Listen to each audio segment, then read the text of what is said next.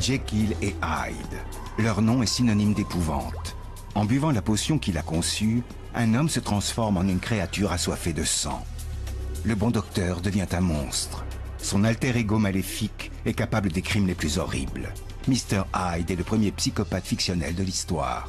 Jekyll et Hyde sont devenus des archétypes. On pense à Norman Bates dans Psychose, Hannibal Lecter, Freddy Krueger. Ils viennent tous après Jekyll et Hyde. Le roman est une œuvre de fiction.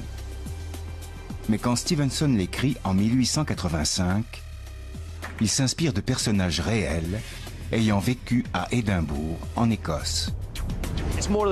C'est beaucoup plus que le portrait psychologique d'un homme, c'est le portrait d'une société. On retrouve l'âme même d'Édimbourg. Partons sur les traces du Dr Jekyll et de Mr Hyde et découvrons les bas-fonds d'Édimbourg. Les rues du passé détiennent peut-être le secret de leurs âmes damnées. Un tronçon de rue figé dans le temps.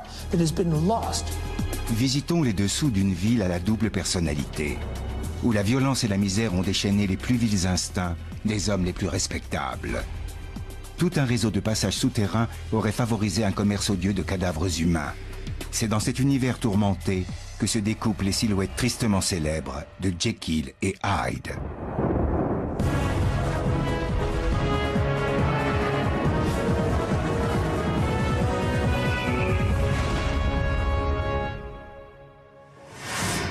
Édimbourg, capitale de l'Écosse. Riche de plus d'un millénaire d'histoire. Située sur la côte est de la Grande-Bretagne, elle est à seulement 65 km de la frontière septentrionale anglaise. Robert Louis Stevenson naît le 13 novembre 1850. Il accède à la gloire littéraire en 1885 avec la publication de L'étrange cas du Dr Jekyll et de Mr Hyde. C'est l'histoire d'un homme respectable, le Dr Jekyll, qui a partie liée avec un sinistre personnage répondant au nom d'Edward Hyde. Ce dernier est soupçonné de commettre des meurtres particulièrement vicieux. Après une haletante chasse à l'homme, le dénouement de l'affaire fait froid dans le dos. Hyde et le bon Dr Jekyll ne font qu'un. Plus d'un siècle s'est passé depuis la publication de ce roman d'épouvante. Que reste-t-il de la ville qui a inspiré à Stevenson une histoire aussi macabre? Avec un diplôme d'architecture de l'université de Yale en poche, Benedict O'Looney parcourt l'Europe pour en étudier l'urbanisme. Fort de ses connaissances, il va nous aider à décrypter l'architecture d'Édimbourg. Pour moi, cela ne fait aucun doute. On retrouve quelque chose de ces vieux immeubles et de leur agencement dans les âmes torturées du Dr Jekyll et de Mr Hyde. Tessa Dunlop étudie l'histoire à l'université d'Oxford. Comme Stevenson, elle a grandi à Édimbourg. Elle veut revenir sur la genèse de la plus célèbre histoire d'épouvante jamais écrite. Robert Louis Stevenson est né et a grandi à Édimbourg. Cette ville a façonné son être et sa façon de voir les choses. C'est elle qui lui a inspiré l'histoire de Jekyll et Hyde. Or, Stevenson n'a pas situé l'action de son roman à Édimbourg, mais à Londres. Sous sa plume, la ville se nimbe de brume et se perd en un labyrinthe sinistre de ruelles. Le brouillard dormait encore sur la cité ensevelie, où les réverbères brillaient comme des escarboucles. Assourdi, étouffé par ces nuées déchues, le cortège de la vie londonienne s'écoulait. Stevenson n'a jamais vécu à Londres. C'est une ville qu'il connaît peu. D'après de nombreux commentateurs, la description qu'il donne des rues londoniennes s'inspire de ce qu'il connaît d'Édimbourg. Tessa veut s'en rendre compte par elle-même et va à la rencontre de Jan Anderson, un spécialiste d'histoire locale. Dans quelle mesure Édimbourg a influencé l'écriture de Stevenson? C'est une ville très impressionnante. Elle l'était encore plus à l'époque de Stevenson. Nous sommes nombreux à penser que l'histoire du Dr Jekyll et de Mr Hyde est tout entière pétrie de l'atmosphère d'Édimbourg. Alors pourquoi avoir situé l'action à Londres? Stratégie de vente. Londres est plus vendeur qu'Édimbourg pour le grand public. Si Édimbourg n'avait pas existé, Jekyll et Hyde auraient-ils existé? Je ne pense pas. C'est beaucoup plus que le portrait psychologique d'un homme. C'est le portrait d'une société. On retrouve l'âme même d'Édimbourg. Dans son roman, Stevenson en a parfaitement saisi la complexité. Dans quelle partie de la ville a-t-il puisé son inspiration? Tessa commence par se rendre là où vivaient les Stevenson, sur Heriot Row, une des rues les plus cossues d'Édimbourg. Quand Stevenson habitait là, il y a 150 ans, le quartier venait de se construire. Mais il n'était pas un seul jour sans que la vieille ville ne rappelât son existence au petit garçon. Je suis émue parce que je me trouve devant la maison où a vécu Stevenson. Sa famille a emménagé ici quand il avait 7 ans. C'était un petit garçon de faible constitution. Il était toujours malade et donc souvent cloué au lit. Il n'a pas dû avoir beaucoup l'occasion de jouer dans la rue. Il a dû en revanche passer beaucoup de temps au grenier. Et que voyait-il à travers la fenêtre? L'autre visage d'Édimbourg. Stevenson vivait dans un quartier récent d'Édimbourg, mais sa chambre surplombait le centre médiéval. Il avait donc une vue plongeante sur des rues et des immeubles vieux de 6 siècles.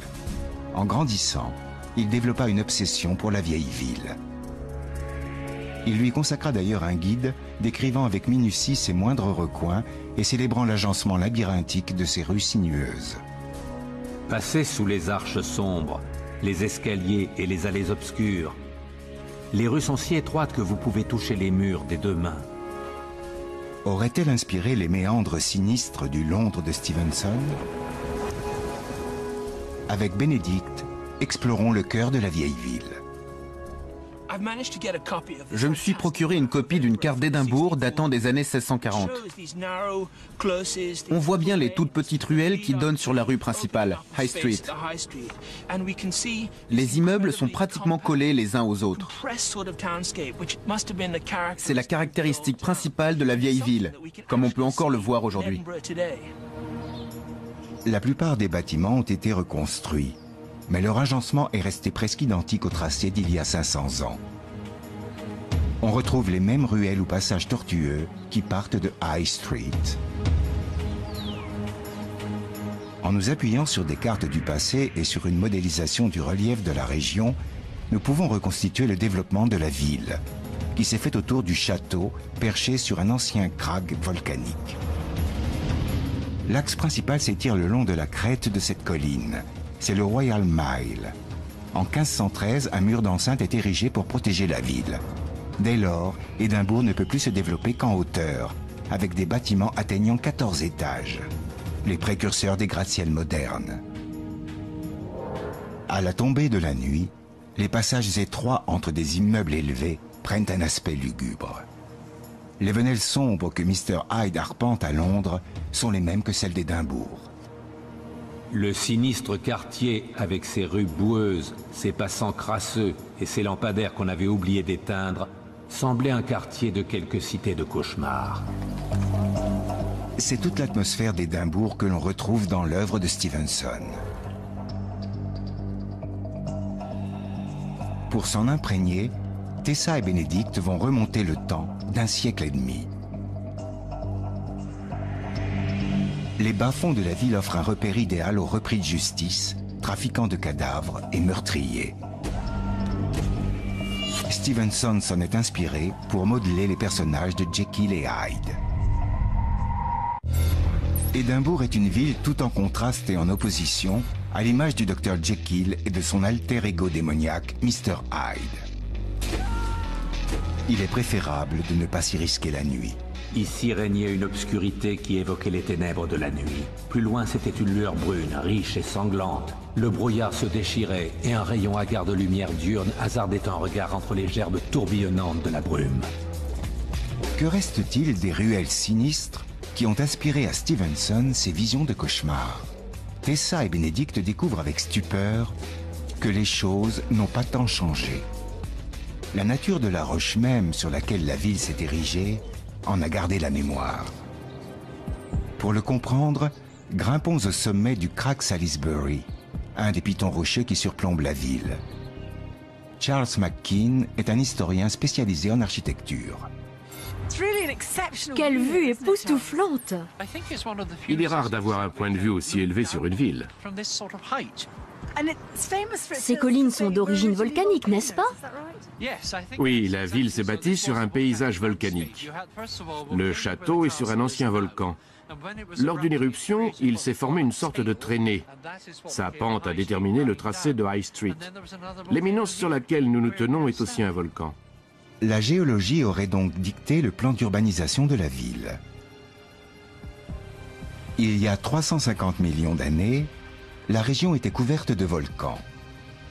L'érosion a œuvré durant toute l'ère glaciaire pour ne laisser qu'un piton de lave solidifié de 60 mètres sur et autour duquel Édimbourg s'est développé.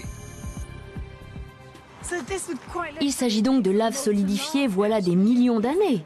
Oui, c'est ce que nous avons sous les yeux.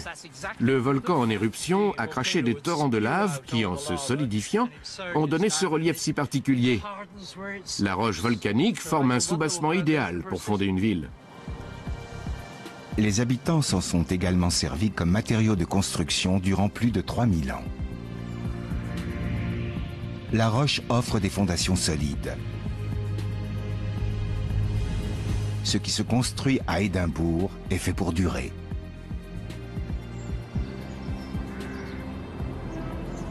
Des maisons, des ruelles entières sont encore telles que Stevenson les a connues. Visitons l'une d'elles, Mary King's Close, qui se trouve sous la City Chambers, édifiée en 1753 sur le Royal Mile. Jan Henderson en sait long sur cette rue. Le Royal Mile descend en pente abrupte sur Cockburn Street. Mary King's Close se trouvait sur cette colline. La City Chambers a été construite par-dessus. C'est donc devenu un passage souterrain? Exactement. Sous leurs pieds et sous les murs du Royal Exchange se trouvent des habitations vieilles de plus de 500 ans. Le plus surprenant, c'est qu'il est encore possible de les visiter.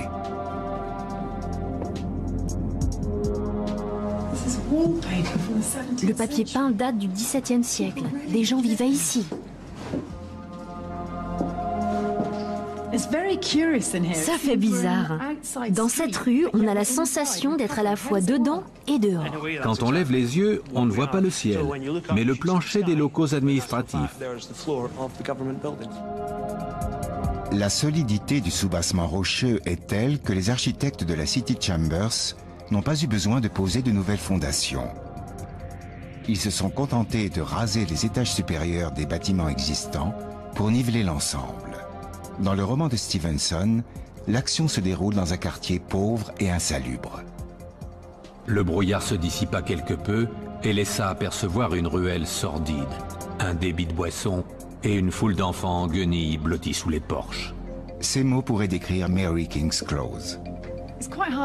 C'est difficile d'imaginer que des gens vivaient ici. Les conditions d'hygiène devaient être déplorables. Il n'y avait pas de système d'évacuation des eaux usées. Les gens jetaient leurs déchets par la fenêtre. Ils prévenaient les passants en criant « Gardez-l'eau !» d'après le français « Gare à l'eau !» Sauf que ce n'était pas de l'eau qu'ils jetaient, mais leurs déjections et autres ordures. Tout y passait. Si en marchant vous entendiez « Gardez-l'eau !» il fallait crier « A fire hand ! Une seconde !» pour avoir le temps de se coller au mur et de s'éloigner. Et ça tombait à vos pieds. Les immeubles étaient bondés. Au XVIIIe siècle, une ruelle de ce genre pouvait compter 1000 habitants. Qui vivait ici? Il existait une étrange hiérarchie sociale. Le manque d'espace à Édimbourg faisait que l'on trouvait toutes les couches sociales dans un même immeuble. Les riches faisaient cependant leur possible pour éviter de côtoyer les pauvres de trop près. On voit ici un escalier extérieur qui va directement du rez-de-chaussée aux étages supérieurs. Cela leur évitait d'emprunter l'escalier intérieur avec les pauvres. Voici à quoi ressemblait Mary King's Close avant la construction de la City Chambers. Dans les immeubles élevés, les pauvres s'entassaient dans les étages inférieurs où stagnaient les effluves nauséabonds de la rue. Loin d'avoir été désertée après la construction de la City Chambers, Mary King's Close est restée occupée pendant plus d'1 siècle.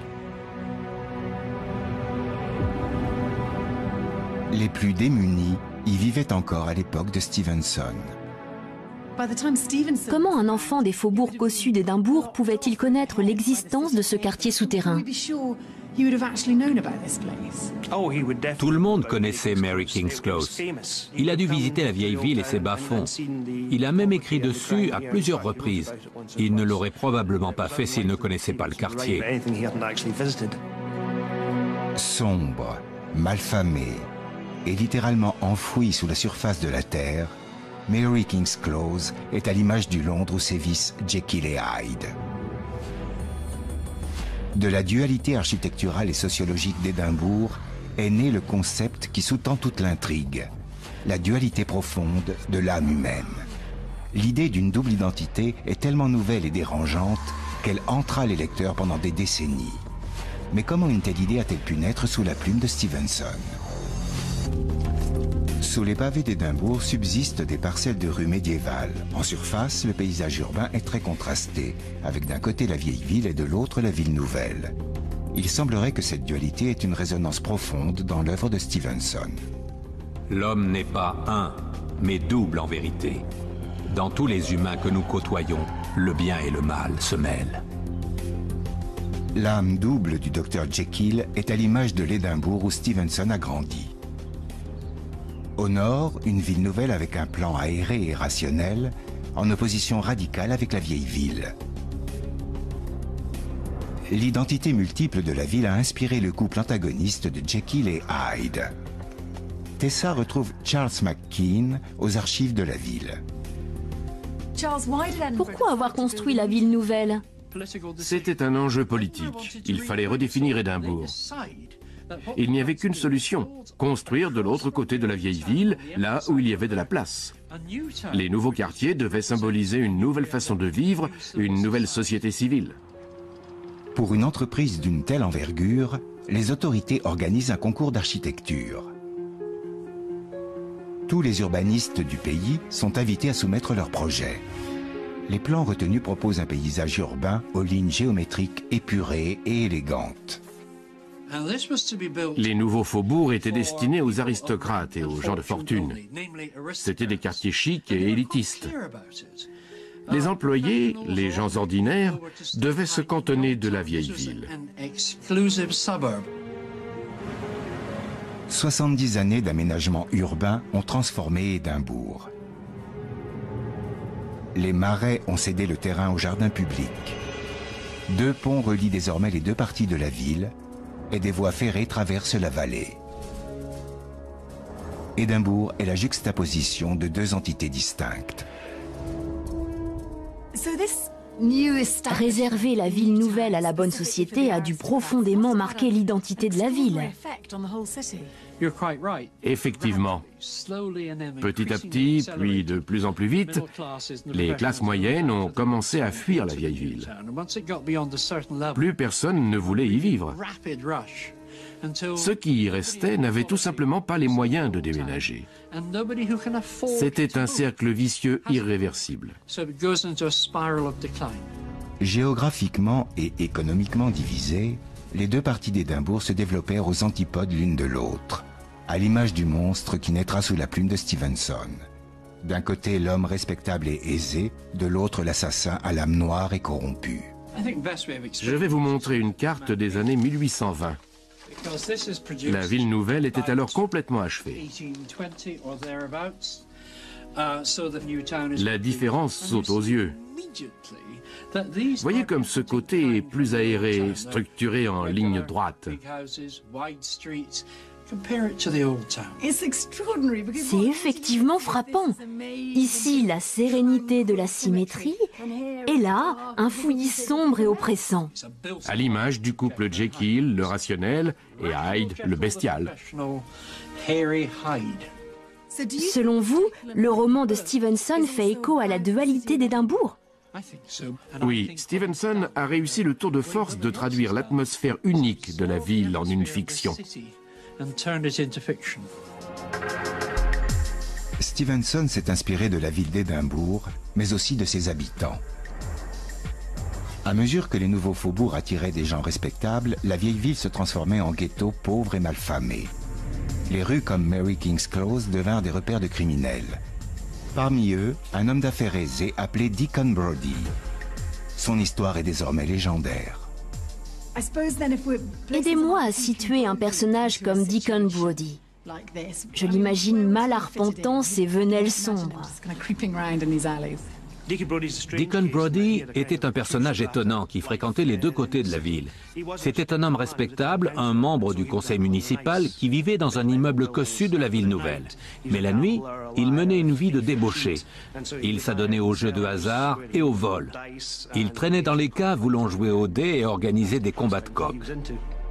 Conseiller municipal le jour, cambrioleur la nuit, Deacon Brodie menait une double vie à l'instar du Dr Jekyll de Stevenson. Or, Brodie a vécu 70 ans avant la naissance du romancier. Comment aurait-il pu l'inspirer? Pour le savoir, Bénédicte se rend sur le site de l'ancienne prison d'Édimbourg, le Tolbooth. Elle a été détruite en 1817, mais l'historienne Jane Caldwell va nous en apprendre plus. Les bâtiments de la prison s'étendaient sur toute cette longueur, jusqu'à l'angle du Royal Mile. Ces tourelles empiétaient sur la rue. C'était une construction sans harmonie, qui s'est agrandie puis réduite au fil des années. Les conditions de détention étaient épouvantables. Il n'y avait pas de canalisation, mais un trou au milieu de chaque cellule qui servait de fosse d'aisance. Les exécutions publiques se faisaient au Tolbooth. En 1788, Deacon Brodie, arrêté au cours d'un vol à main armée, y fut pendu. Il y avait une potence sur le côté. Près de 20 000 personnes pouvaient assister aux pendaisons. Voici à quoi ressemblait le Tolbooth quand Brodie fut pendu. La potence qui venait d'être construite quelques années plus tôt permettait à la foule de bien voir l'exécution. Il est monté sur la potence très détendu. La légende veut qu'il ait imaginé tout un dispositif sous son collet et qu'il ait soudoyé le bourreau pour que la pendaison ne lui soit pas fatale. Sa ruse ne fonctionna pas et sa mort fut certainement douloureuse. En Grande-Bretagne au XIXe siècle, les pendaisons se faisaient selon la technique du long drop. Le condamné tombe de tout son poids d'une hauteur importante et se brise la nuque. La mort est rapide.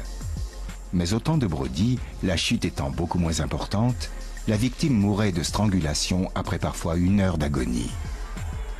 La renommée de Deacon Brodie était telle que son exécution entrera dans le folklore de la ville. Stevenson ne pouvait que connaître l'existence rocambolesque de ce sinistre personnage. Stevenson était de constitution maladive. Il a passé une partie de sa jeunesse alité et adorait qu'on lui raconte des histoires. L'une de ses préférées était celle de Deacon Brodie. Une fois adulte, il a voulu écrire cette histoire, mais ne jugeait pas approprié de désigner les 2 facettes de ce personnage avec un seul nom.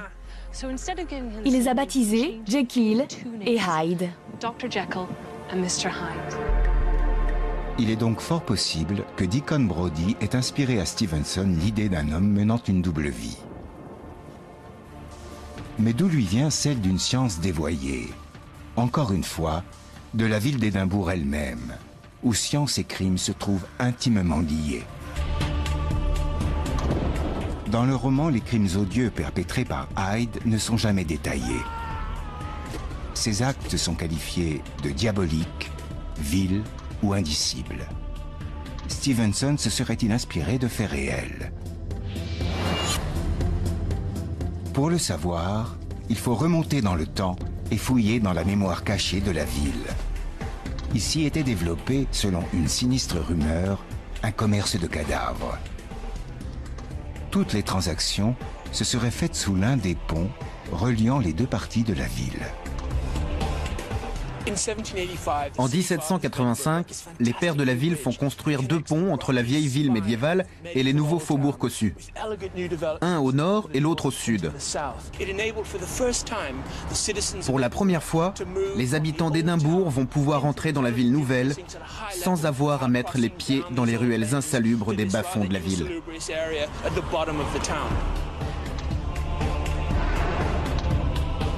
Encaissé entre 2 rangées de bâtiments, le pont est conçu pour abriter des commerces.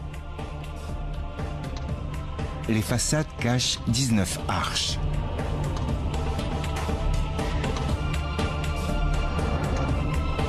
Scellées depuis plus d'1 siècle, ces voûtes sont tombées dans l'oubli.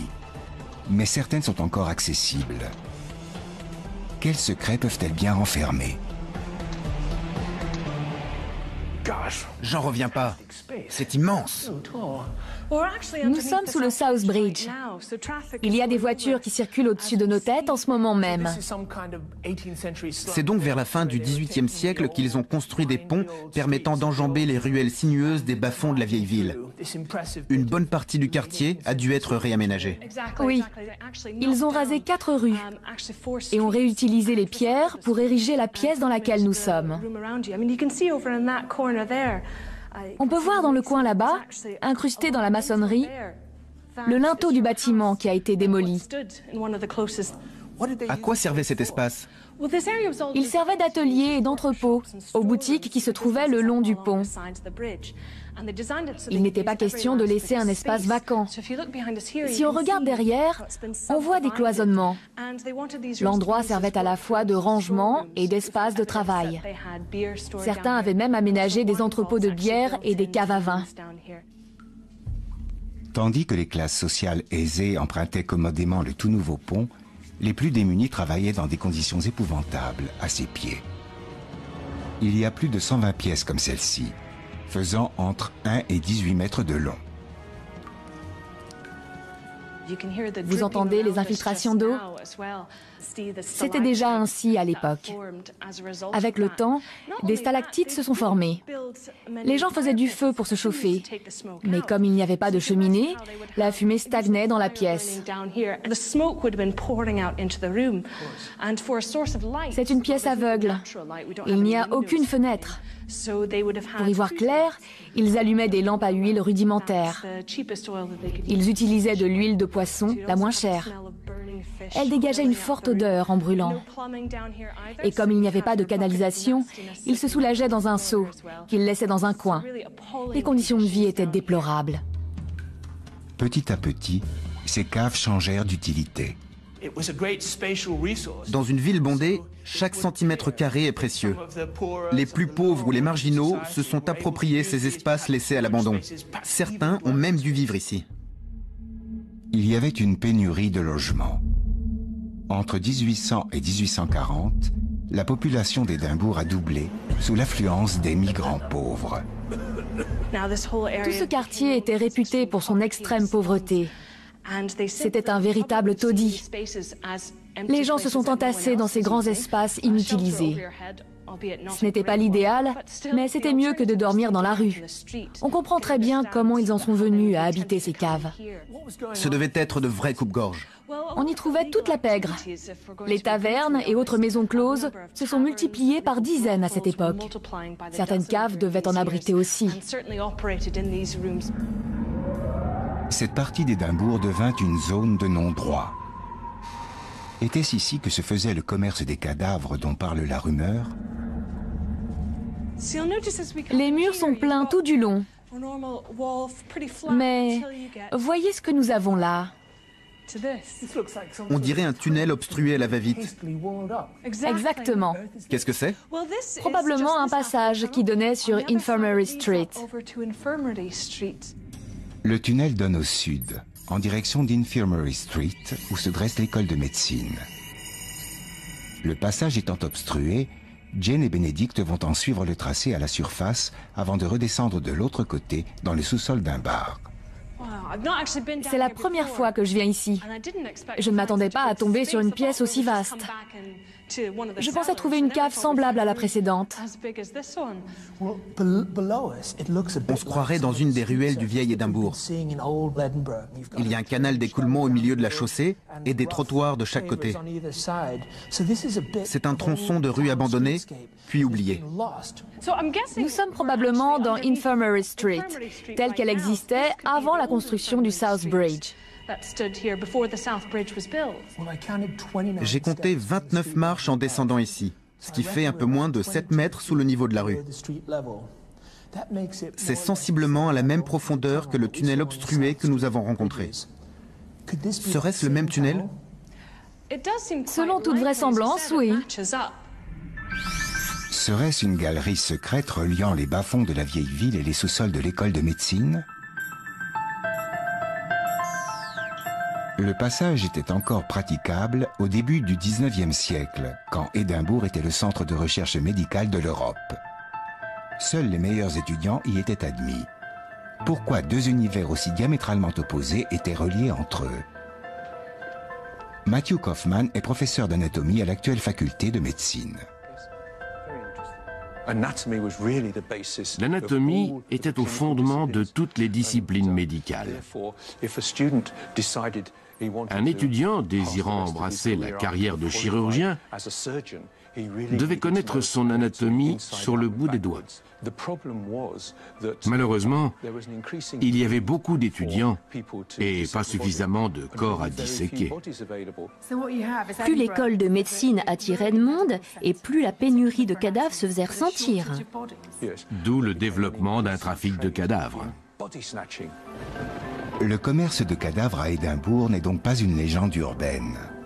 Au XIXe siècle, des hommes déterraient des cadavres fraîchement enterrés pour les revendre à l'école de médecine. Stevenson avait-il eu connaissance de ces pratiques? Que sait-on au juste de ces trafiquants? Tessa se rend dans l'un des nombreux anciens cimetières de la ville. Les trafiquants de cadavres humains opéraient-ils dans ce cimetière? Greyfriars était un de leurs cimetières de prédilection, car il est au cœur même de la vieille ville, où se concentraient toutes les activités criminelles. L'école de médecine n'était pas très loin, ce qui facilitait les transactions. Les hommes de la résurrection, comme on les appelait, opéraient de nuit. Ils gravissaient le mur d'enceinte et déterraient les morts fraîchement enterrés. Ils ouvraient le cercueil et attrapaient le corps par le nombril, avec un croc. Ce devait être horrible pour la famille des défunts. D'autant que les gens étaient très superstitieux. Les profanateurs de tombes et voleurs de cadavres étaient considérés pires que les meurtriers. Le commerce des cadavres avait pris une telle ampleur que les cimetières durent être protégés par de hauts murs d'enceinte et des tours de garde. Quand ils en avaient les moyens, les gens mettaient leurs morts sous verrou, grâce à ce type de dispositif. Après quelques jours sous terre, protégé dans cette cage, le cadavre ne se prêtait plus à la dissection. Il était inutilisable et donc invendable. Il pouvait alors être enseveli de façon appropriée. Le trafic de cadavres est une activité hautement lucrative. Un cadavre se vendait entre 1 livre et 1,50 livre s'il s'agissait d'un enfant. En temps normal, cela pouvait monter à 4 ou 5 livres et en temps de pénurie jusqu'à 15, 20, voire 30 livres. Cela représentait beaucoup d'argent à l'époque. Le prix d'un cadavre frais était l'équivalent de 365 € actuels. En général, les trafiquants de cadavres étaient issus des quartiers les plus pauvres de la ville. C'était le genre de personnes à utiliser les voûtes sous le South Bridge, non seulement comme refuge, mais aussi comme réseau souterrain pour leur commerce illicite.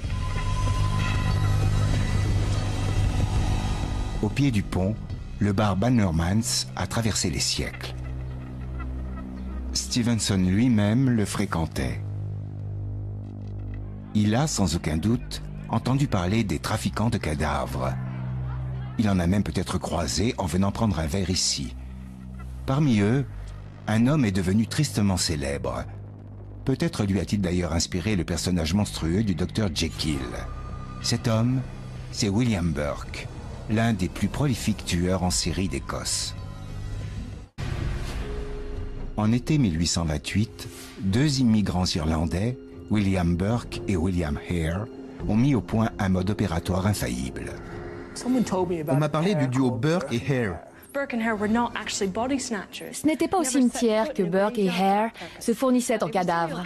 Ils les tuaient eux-mêmes. Ils sillonnaient la ville de nuit à la recherche de victimes dont on ne remarquerait pas l'absence, principalement des indigents et des femmes. Ils les abordaient en leur proposant un refuge, un endroit où se chauffer et boire un verre. Ils les saoulaient pour pouvoir les achever plus facilement.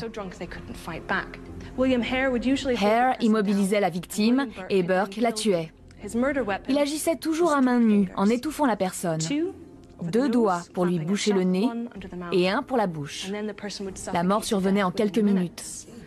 Cela leur permettait d'avoir des cadavres en parfait état, sans contusion, traces de balles ou d'armes blanches. Ils se revendaient plus facilement à l'école de médecine. En 18 mois, Burke et Hare assassinèrent 17 personnes. Jamais l'Écosse n'avait connu une telle folie meurtrière.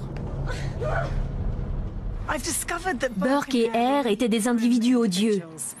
Leur façon d'attirer leurs victimes démontrait un esprit particulièrement sournois. Ils s'attaquaient principalement aux personnes âgées et vulnérables, à des gens qui venaient d'arriver à Édimbourg et dont ils étaient sûrs que la disparition ne serait pas remarquée. Ils s'en sont même pris à une prostituée et à un petit garçon handicapé. Mais leurs crimes ne restèrent pas impunis. Un assistant chirurgien reconnut un des cadavres vendus par Burke. Il s'agissait d'une jeune prostituée, Mary Patterson. Le professeur d'anatomie, M. Ferguson, avait probablement couché avec elle un jour ou 2 avant sa mort. Quelques étudiants devaient également bien la connaître. Ils ont tout de suite identifié son corps. Ils ont demandé à Burke, qui leur avait fourni le cadavre, comment elle était morte. Elle était toute jeune. Ce genre de choses arrive, a-t-il répondu. C'était une alcoolique. L'enquête sur la mort de Patterson incrimina Hare, qui négocia sa relaxe en témoignant contre son acolyte. Burke fut traduit en justice, puis condamné pour meurtre en série. L'exécution de William Burke a été publique. 20 000 personnes ont assisté à sa pendaison. Il y avait du monde partout, dans la rue, aux fenêtres, sur les toits. Les rues étaient noires de monde. Et puisqu'il avait tant contribué aux études de médecine, la faculté a accepté le don de son corps à la science. Ce n'était que justice. Son cadavre est donc passé du gibet à la table de dissection, où il a subi le même traitement que celui de ses victimes. Voici 2 moulages du visage de William Burke. Celui-ci a été réalisé lors de son séjour à la prison de Tolbooth. Et celui-ci sur son cadavre peu après son exécution. On ne le voit pas bien, mais il y a la trace de la corde. Après avoir fait le moulage de son visage, les anatomistes ont disséqué son corps. Sa peau a servi à relier des carnets de notes. Certains d'entre eux sont encore en circulation. En définitive, Burke n'a jamais quitté l'école de médecine. Le squelette de William Burke, comme c'est macabre. Son corps a été disséqué sous l'autorité du professeur d'anatomie de l'époque. C'était pour marquer l'exemple et dissuader les gens de faire comme lui. William Burke fut exécuté en 1831, 20 ans avant la naissance de Stevenson.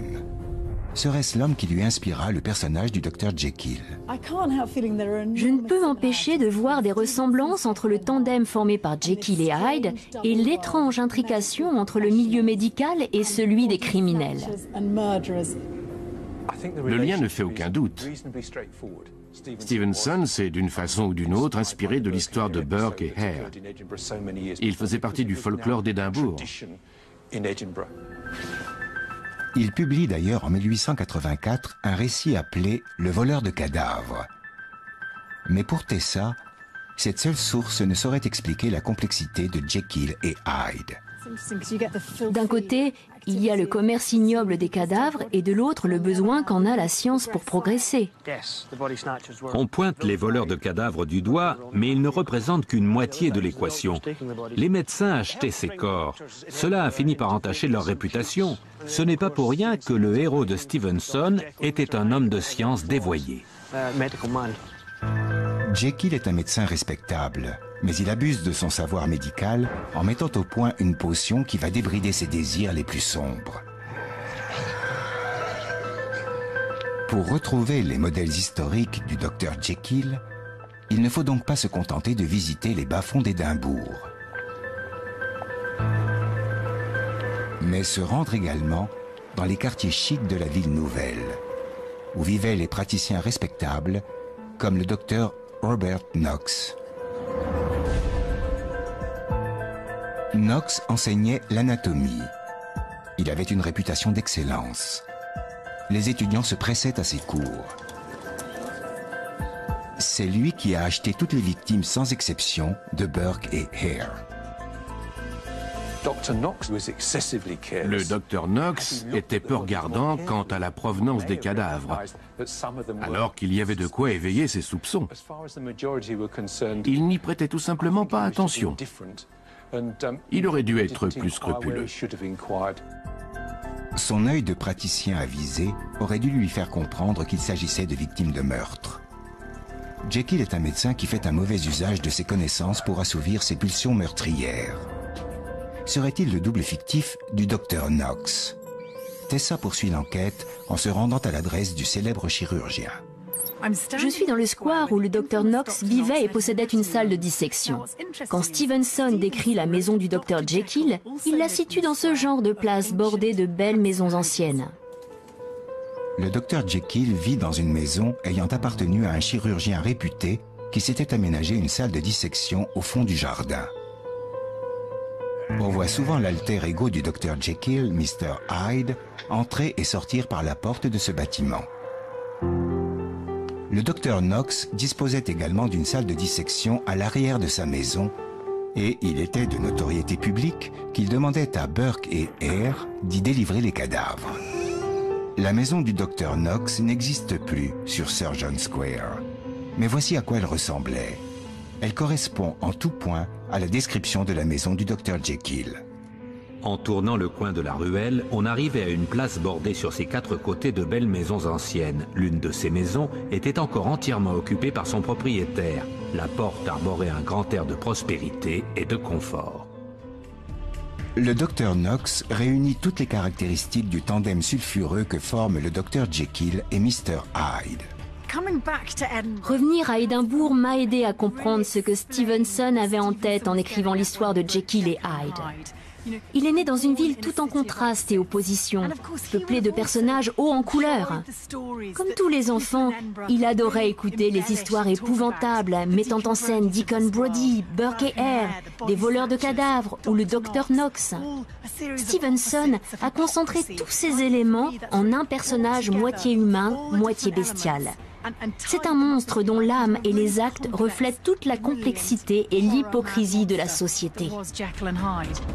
Le romancier s'est donc autant inspiré de l'histoire d'Édimbourg que de sa structure et de son architecture. Après avoir parcouru la vieille ville et la nouvelle ville, puis avoir exploré les caves du XVIIIe siècle sous Southbridge, je suis convaincu que la dualité entre le caractère organique de la cité médiévale et l'urbanisme strictement rationnel de la ville nouvelle est au cœur de l'histoire du Dr Jekyll et de Mr Hyde.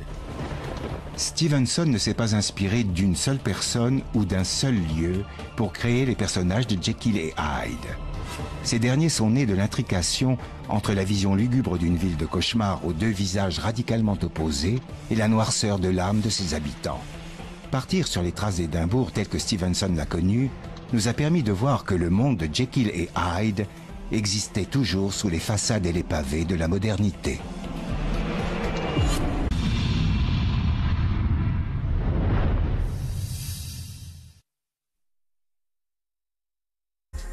Stevenson ne pouvait que connaître l'existence rocambolesque de ce sinistre personnage.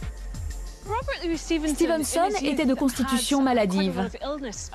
Il a passé une partie de sa jeunesse alité et adorait qu'on lui raconte des histoires. L'une de ses préférées était celle de Deacon Brodie. Une fois adulte, il a voulu écrire cette histoire, mais ne jugeait pas approprié de désigner les deux facettes de ce personnage avec un seul nom. Il les a baptisés Jekyll et Hyde. Il est donc fort possible que Deacon Brodie ait inspiré à Stevenson l'idée d'un homme menant une double vie. Mais d'où lui vient celle d'une science dévoyée? Encore une fois, de la ville d'Édimbourg elle-même, où science et crime se trouvent intimement liés. Dans le roman, les crimes odieux perpétrés par Hyde ne sont jamais détaillés. Ces actes sont qualifiés de diaboliques, vils ou indicibles. Stevenson se serait-il inspiré de faits réels? Pour le savoir, il faut remonter dans le temps et fouiller dans la mémoire cachée de la ville. Ici était développé, selon une sinistre rumeur, un commerce de cadavres. Toutes les transactions se seraient faites sous l'un des ponts reliant les deux parties de la ville. En 1785, les pères de la ville font construire deux ponts entre la vieille ville médiévale et les nouveaux faubourgs cossus. Un au nord et l'autre au sud. Pour la première fois, les habitants d'Édimbourg vont pouvoir entrer dans la ville nouvelle sans avoir à mettre les pieds dans les ruelles insalubres des bas-fonds de la ville.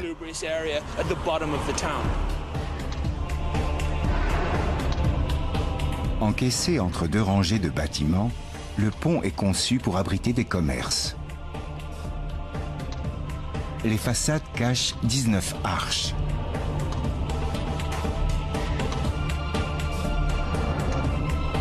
Scellées depuis plus d'un siècle, ces voûtes sont tombées dans l'oubli. Mais certaines sont encore accessibles. Quels secrets peuvent-elles bien renfermer? J'en reviens pas. C'est immense. Nous sommes sous le South Bridge. Il y a des voitures qui circulent au-dessus de nos têtes en ce moment même. C'est donc vers la fin du XVIIIe siècle qu'ils ont construit des ponts permettant d'enjamber les ruelles sinueuses des bas-fonds de la vieille ville. Une bonne partie du quartier a dû être réaménagée. Oui, ils ont rasé 4 rues et ont réutilisé les pierres pour ériger la pièce dans laquelle nous sommes. La population d'Édimbourg a doublé sous l'affluence des migrants pauvres. Tout ce quartier était réputé pour son extrême pauvreté. C'était un véritable taudis. Les gens se sont entassés dans ces grands espaces inutilisés. Ce n'était pas l'idéal, mais c'était mieux que de dormir dans la rue. On comprend très bien comment ils en sont venus à habiter ces caves. Ce devait être de vrais coupe-gorge. On y trouvait toute la pègre. Les tavernes et autres maisons closes se sont multipliées par dizaines à cette époque. Certaines caves devaient en abriter aussi. Cette partie d'Édimbourg devint une zone de non-droit. Était-ce ici que se faisait le commerce des cadavres dont parle la rumeur? Les murs sont pleins tout du long. Mais voyez ce que nous avons là. On dirait un tunnel obstrué à la va-vite. Exactement. Qu'est-ce que c'est? Probablement un passage qui donnait sur Infirmary Street. Le tunnel donne au sud, en direction d'Infirmary Street, où se dresse l'école de médecine. Le passage étant obstrué, Jane et Benedict vont en suivre le tracé à la surface avant de redescendre de l'autre côté dans le sous-sol d'un bar. C'est la première fois que je viens ici. Je ne m'attendais pas à tomber sur une pièce aussi vaste. Je pensais trouver une cave semblable à la précédente. On se croirait dans une des ruelles du vieil Édimbourg. Il y a un canal d'écoulement au milieu de la chaussée et des trottoirs de chaque côté. C'est un tronçon de rue abandonnée, puis oublié. Nous sommes probablement dans Infirmary Street, telle qu'elle existait avant la construction du South Bridge. J'ai compté 29 marches en descendant ici, ce qui fait un peu moins de 7 mètres sous le niveau de la rue. C'est sensiblement à la même profondeur que le tunnel obstrué que nous avons rencontré. Serait-ce le même tunnel? Selon toute vraisemblance, oui. Serait-ce une galerie secrète reliant les bas-fonds de la vieille ville et les sous-sols de l'école de médecine? Le passage était encore praticable au début du 19e siècle, quand Édimbourg était le centre de recherche médicale de l'Europe. Seuls les meilleurs étudiants y étaient admis. Pourquoi deux univers aussi diamétralement opposés étaient reliés entre eux? Matthew Kaufman est professeur d'anatomie à l'actuelle faculté de médecine. L'anatomie était au fondement de toutes les disciplines médicales. Un étudiant désirant embrasser la carrière de chirurgien Rit de l'atmosphère d'Édimbourg. Alors pourquoi avoir situé l'action à Londres? Stratégie de vente. Londres est plus vendeur qu'Édimbourg pour le grand public. Si Édimbourg n'avait pas existé, Jekyll et Hyde auraient-ils existé? Je ne pense pas. C'est beaucoup plus que le portrait psychologique d'un homme. C'est le portrait d'une société. On retrouve l'âme même d'Édimbourg. Dans son roman, Stevenson en a parfaitement saisi la complexité. Dans quelle partie de la ville a-t-il puisé son inspiration? Tessa commence par se rendre là où vivaient les Stevenson, sur Heriot Row, une des rues les plus cossues d'Édimbourg. Quand Stevenson habitait là, il y a 150 ans, le quartier venait de se construire. Mais il n'était pas un seul jour sans que la vieille ville ne rappelât son existence au petit garçon. Je suis émue parce que je me trouve devant la maison où a vécu Stevenson. Sa famille a emménagé ici quand il avait 7 ans. C'était un petit garçon de faible constitution. Il était toujours malade et donc souvent cloué au lit. Il n'a pas dû avoir beaucoup l'occasion de jouer dans la rue. Il a dû en revanche passer beaucoup de temps au grenier. Et que voyait-il à travers la fenêtre? L'autre visage d'Édimbourg. Stevenson vivait dans un quartier récent d'Édimbourg, mais sa chambre surplombait le centre médiéval. Il avait donc une vue plongeante sur des rues et des immeubles vieux de 6 siècles. En grandissant, il développa une obsession pour la vieille ville. Il lui consacra d'ailleurs un guide décrivant avec minutie ses moindres recoins et célébrant l'agencement labyrinthique de ses rues sinueuses. Passez sous les arches sombres, les escaliers et les allées obscures. Les rues sont si étroites que vous pouvez toucher les murs des deux mains. Aurait-elle inspiré les méandres sinistres du Londres de Stevenson? Avec Bénédicte, explorons le cœur de la vieille ville. Je me suis procuré une copie d'une carte d'Édimbourg datant des années 1640. On voit bien les toutes petites ruelles qui donnent sur la rue principale, High Street. Les immeubles sont pratiquement collés les uns aux autres. C'est la caractéristique principale de la vieille ville, comme on peut encore le voir aujourd'hui. La plupart des bâtiments ont été reconstruits, mais leur agencement est resté presque identique au tracé d'il y a 500 ans. On retrouve les mêmes ruelles ou passages tortueux qui partent de High Street. En nous appuyant sur des cartes du passé et sur une modélisation du... aux gens de fortune. C'était des quartiers chics et élitistes. Les employés, les gens ordinaires, devaient se cantonner de la vieille ville. 70 années d'aménagement urbain ont transformé Édimbourg. Les marais ont cédé le terrain au jardin public. 2 ponts relient désormais les 2 parties de la ville et des voies ferrées traversent la vallée. Édimbourg est la juxtaposition de 2 entités distinctes. Réserver la ville nouvelle à la bonne société a dû profondément marquer l'identité de la ville. Effectivement. Petit à petit, puis de plus en plus vite, les classes moyennes ont commencé à fuir la vieille ville. Plus personne ne voulait y vivre. Ceux qui y restaient n'avaient tout simplement pas les moyens de déménager. C'était un cercle vicieux irréversible. Géographiquement et économiquement divisés, les deux parties d'Édimbourg se développèrent aux antipodes l'une de l'autre, à l'image du monstre qui naîtra sous la plume de Stevenson. D'un côté l'homme respectable et aisé, de l'autre l'assassin à l'âme noire et corrompue. Je vais vous montrer une carte des années 1820. La ville nouvelle était alors complètement achevée. La différence saute aux yeux. Voyez comme ce côté est plus aéré, structuré en ligne droite. C'est effectivement frappant. Ici, la sérénité de la symétrie, et là, un fouillis sombre et oppressant. À l'image du couple Jekyll, le rationnel, et Hyde, le bestial. Selon vous, le roman de Stevenson fait écho à la dualité d'Édimbourg? Oui, Stevenson a réussi le tour de force de traduire l'atmosphère unique de la ville en une fiction. Stevenson s'est inspiré de la ville d'Édimbourg, mais aussi de ses habitants. À mesure que les nouveaux faubourgs attiraient des gens respectables, la vieille ville se transformait en ghetto pauvre et malfamé. Les rues comme Mary King's Close devinrent des repères de criminels. Parmi eux, un homme d'affaires aisé appelé Deacon Brodie. Son histoire est désormais légendaire. Aidez-moi à situer un personnage comme Deacon Brodie. Je l'imagine mal arpentant ses venelles sombres. Deacon Brodie était un personnage étonnant qui fréquentait les deux côtés de la ville.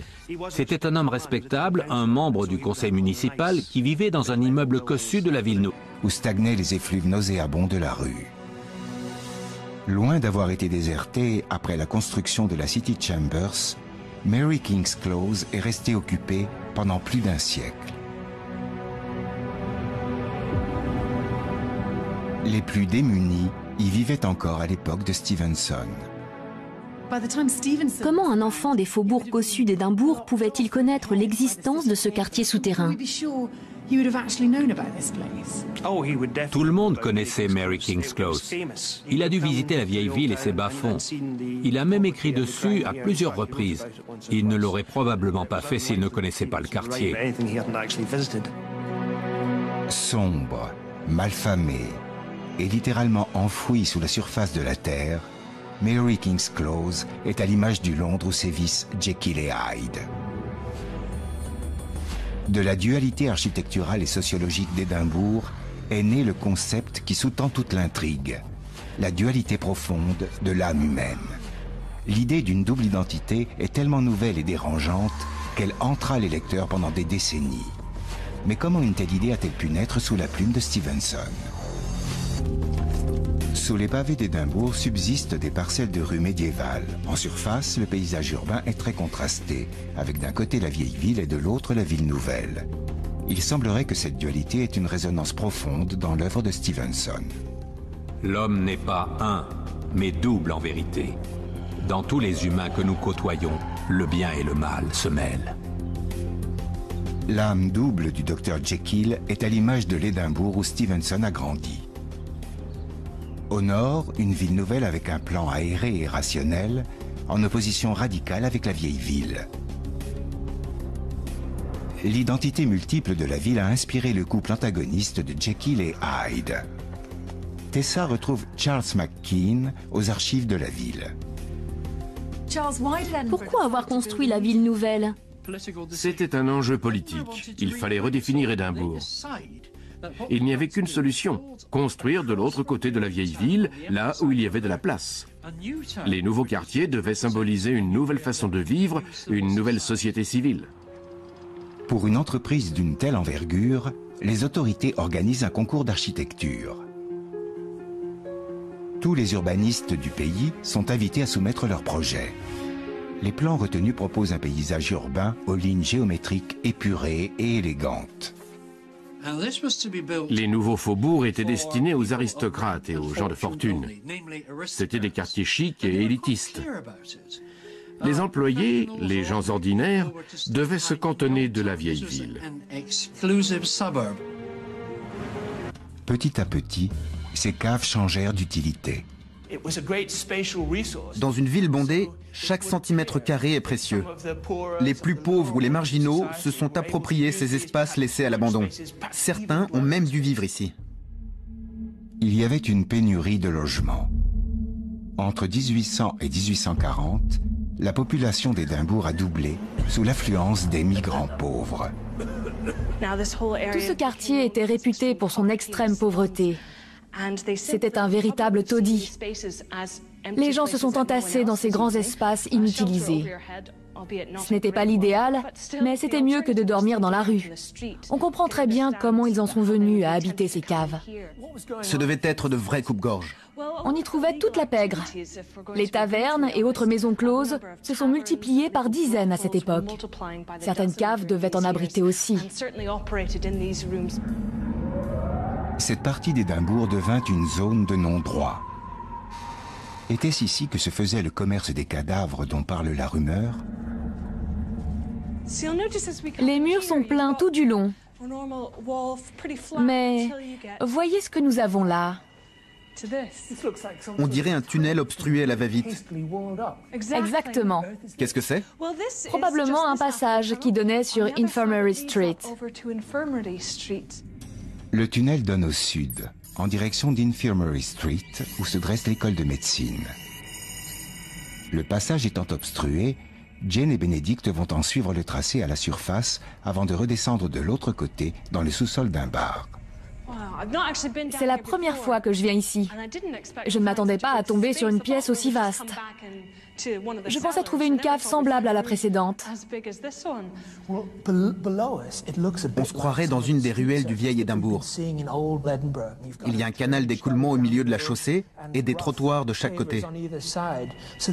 C'est un tronçon de rue abandonnée, puis oublié. Nous sommes probablement dans Infirmary Street, telle qu'elle existait avant la construction du South Bridge. J'ai compté 29 marches en descendant ici, ce qui fait un peu moins de 7 mètres sous le niveau de la rue. C'est sensiblement à la même profondeur que le tunnel obstrué que nous avons rencontré. Serait-ce le même tunnel? Selon toute vraisemblance, oui. Serait-ce une galerie secrète reliant les bas-fonds de la vieille ville et les sous-sols de l'école de médecine? Le passage était encore praticable au début du 19e siècle, quand Édimbourg était le centre de recherche médicale de l'Europe. Seuls les meilleurs étudiants y étaient admis. Pourquoi deux univers aussi diamétralement opposés? Connaître l'existence de ce quartier souterrain. Tout le monde connaissait Mary King's Close. Il a dû visiter la vieille ville et ses bas-fonds. Il a même écrit dessus à plusieurs reprises. Il ne l'aurait probablement pas fait s'il ne connaissait pas le quartier. Sombre, malfamé et littéralement enfoui sous la surface de la terre, Mary King's Close est à l'image du Londres où sévissent Jekyll et Hyde. De la dualité architecturale et sociologique d'Édimbourg est né le concept qui sous-tend toute l'intrigue, la dualité profonde de l'âme humaine. L'idée d'une double identité est tellement nouvelle et dérangeante qu'elle entra les lecteurs pendant des décennies. Mais comment une telle idée a-t-elle pu naître sous la plume de Stevenson? Sous les pavés d'Édimbourg subsistent des parcelles de rues médiévales. En surface, le paysage urbain est très contrasté, avec d'un côté la vieille ville et de l'autre la ville nouvelle. Il semblerait que cette dualité ait une résonance profonde dans l'œuvre de Stevenson. L'homme n'est pas un, mais double en vérité.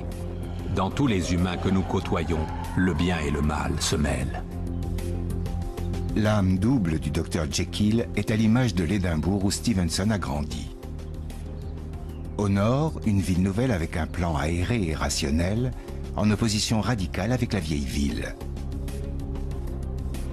L'identité multiple de la ville a inspiré le couple antagoniste de Jekyll et Hyde. Tessa retrouve Charles McKean aux archives de la ville. Pourquoi avoir construit la ville nouvelle? C'était un enjeu politique. Il fallait redéfinir Édimbourg. Il n'y avait qu'une solution, construire de l'autre côté de la vieille ville, là où il y avait de la place. Les nouveaux quartiers devaient symboliser une nouvelle façon de vivre, une nouvelle société civile. Pour une entreprise d'une telle envergure, les autorités organisent un concours d'architecture. Tous les urbanistes du pays sont invités à soumettre leurs projets. Les plans retenus proposent un paysage urbain aux lignes géométriques épurées et élégantes. Les nouveaux faubourgs étaient destinés aux aristocrates et aux gens de fortune. C'étaient des quartiers chics et élitistes.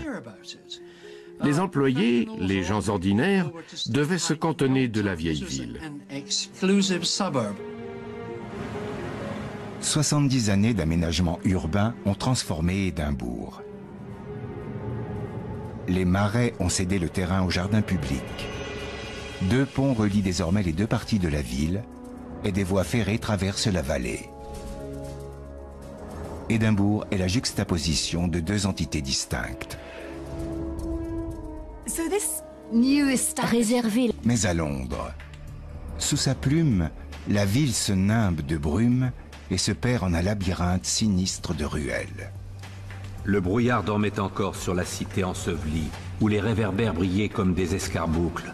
Assourdi, étouffé par ces nuées déchues, le cortège de la vie londonienne s'écoulait. Stevenson n'a jamais vécu à Londres. C'est une ville qu'il connaît peu.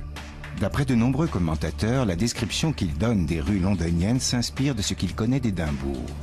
Tessa veut s'en rendre compte par elle-même et va à la rencontre de Jan Henderson, un spécialiste d'histoire locale.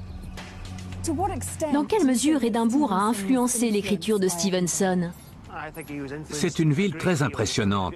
Elle l'était encore plus à l'époque de Stevenson. Nous sommes nombreux à penser que l'histoire du Dr Jekyll et de Mr Hyde est tout entière pétrie de l'atmosphère d'Édimbourg. Alors pourquoi avoir situé l'action à Londres? Stratégie de vente. Londres est plus vendeur qu'Édimbourg pour le grand public. Si Édimbourg n'avait pas existé, Jekyll et Hyde auraient-ils existé? Je ne pense pas. C'est beaucoup plus que le portrait psychologique d'un homme. C'est le portrait d'une société. On retrouve l'âme même d'Édimbourg. Dans son roman, Stevenson en a parfaitement saisi la complexité. Dans quelle partie de la ville a-t-il puisé son inspiration? Tessa commence par se rendre là où vivaient les Stevenson, sur Heriot Row, une des rues les plus cossues d'Édimbourg. Quand Stevenson habitait là, il y a 150 ans, le quartier venait de se construire. Mais il n'était pas un seul jour sans que la vieille ville ne rappelât son existence au petit garçon. Je suis émue parce que je me trouve devant la maison où a vécu Stevenson. Sa famille a emménagé ici quand il avait 7 ans. C'était un petit garçon de faible constitution. Il était toujours malade et donc souvent cloué au lit. Il n'a pas dû avoir beaucoup l'occasion de jouer dans la rue. Il a dû en revanche passer beaucoup de temps au grenier. Et que voyait-il à travers la fenêtre? L'autre visage d'Édimbourg. Stevenson vivait dans un quartier récent d'Édimbourg, mais sa chambre surplombait le centre médiéval. Il avait donc une vue plongeante sur des rues et des immeubles vieux de 6 siècles. En grandissant, il développa une obsession pour la vieille ville. Il lui consacra d'ailleurs un guide décrivant avec minutie ses moindres recoins et célébrant l'agencement labyrinthique de ses rues sinueuses. Passez sous les arches sombres, les escaliers et les allées obscures. Les rues sont si étroites que vous pouvez toucher les murs des deux. Il n'y aurait pas l'absence, principalement des indigents et des femmes. Ils les abordaient en leur proposant un refuge, un endroit où se chauffer et boire un verre. Ils les saoulaient pour pouvoir les achever plus facilement. Hare immobilisait la victime et Burke la tuait. Il agissait toujours à main nue, en étouffant la personne. 2 doigts pour lui boucher le nez et 1 pour la bouche. La mort survenait en quelques minutes. Cela leur permettait d'avoir des cadavres en parfait état, sans contusion, traces de balles ou d'armes blanches. Ils se revendaient plus facilement à l'école de médecine. En 18 mois, Burke et Hare assassinèrent 17 personnes. Jamais l'Écosse n'avait connu une telle folie meurtrière. Burke et Hare étaient des individus odieux. Leur façon d'attirer leurs victimes démontrait un esprit particulièrement sournois. Ils s'attaquaient principalement aux personnes âgées et vulnérables, à des gens qui venaient d'arriver à Édimbourg et dont ils étaient sûrs que la disparition ne serait pas remarquée. Ils s'en sont même pris à une prostituée et à un petit garçon handicapé. Mais leurs crimes ne restèrent pas impunis. Un assistant chirurgien reconnut un des cadavres vendus par Burke. Il s'agissait d'une jeune prostituée, Mary Patterson. Le professeur d'anatomie, M. Ferguson, avait probablement couché avec elle un jour ou deux avant sa mort. Quelques étudiants devaient également bien la connaître. Ils ont tout de suite identifié son corps. Ils ont demandé à Burke, qui leur avait fourni le cadavre, comment elle était morte. Elle était toute jeune. Ce genre de choses arrive, a-t-il répondu. C'était une alcoolique. L'enquête sur la mort de Patterson incrimina Hare, qui négocia sa relaxe en témoignant contre son acolyte. Burke fut traduit en justice, puis condamné pour meurtre en série. L'exécution de William Burke a été publique. 20 000 personnes ont assisté à sa pendaison. Il y avait du monde partout, dans la rue, aux fenêtres, sur les toits. Les rues étaient noires de monde. Et puisqu'il avait tant contribué aux études de médecine, la faculté a accepté le don de son corps à la science. Ce n'était que justice. Son cadavre est donc passé du gibet à la table de dissection, où il a subi le même traitement que celui de ses victimes. Voici deux moulages du visage de William Burke. Celui-ci a été réalisé lors de son séjour à la prison de Tolbooth. Et celui-ci sur son cadavre peu après son exécution. On ne le voit pas bien, mais il y a la trace de la corde. Après avoir fait le moulage de son visage, les anatomistes ont disséqué son corps. Sans contusion, traces de balles ou d'armes blanches. Il se revendait plus facilement à l'école de médecine. En 18 mois, Burke et Hare assassinèrent 17 personnes. Jamais l'Écosse n'avait connu une telle folie meurtrière. Burke et Hare étaient des individus odieux. Leur façon d'attirer leurs victimes démontrait un esprit particulièrement sournois. Ils s'attaquaient principalement aux personnes âgées et vulnérables, à des gens qui venaient d'arriver à Édimbourg et dont ils étaient sûrs que la disparition ne serait pas remarquée. Ils s'en sont même pris à une prostituée et à un petit garçon handicapé. Mais leurs crimes ne restèrent pas impunis. Un assistant chirurgien reconnut un des cadavres vendus par Burke. Il s'agissait d'une jeune prostituée, Mary Patterson. Le professeur d'anatomie, M. Ferguson, avait probablement couché avec elle un jour ou deux avant sa mort. Quelques étudiants devaient également bien la connaître. Ils ont tout de suite identifié son corps. Ils ont demandé à Burke, qui leur avait fourni le cadavre, comment elle était morte. Elle était toute jeune. Ce genre de choses arrive, a-t-il répondu. C'était une alcoolique. L'enquête sur la mort de Patterson incrimina Hare, qui négocia sa relaxe en témoignant contre son acolyte. Burke fut traduit en justice, puis condamné pour meurtre en série. L'exécution de William Burke a été publique. 20 000 personnes ont assisté à sa pendaison. Il y avait du monde partout, dans la rue, aux fenêtres, sur les toits. Les rues étaient noires de monde. Et puisqu'il avait tant contribué aux études de médecine, la faculté a accepté le don de son corps à la science. Ce n'était que justice. Son cadavre est donc passé du gibet à la table de dissection, où il a subi le même traitement que celui de ses victimes. Voici deux moulages du visage de William Burke.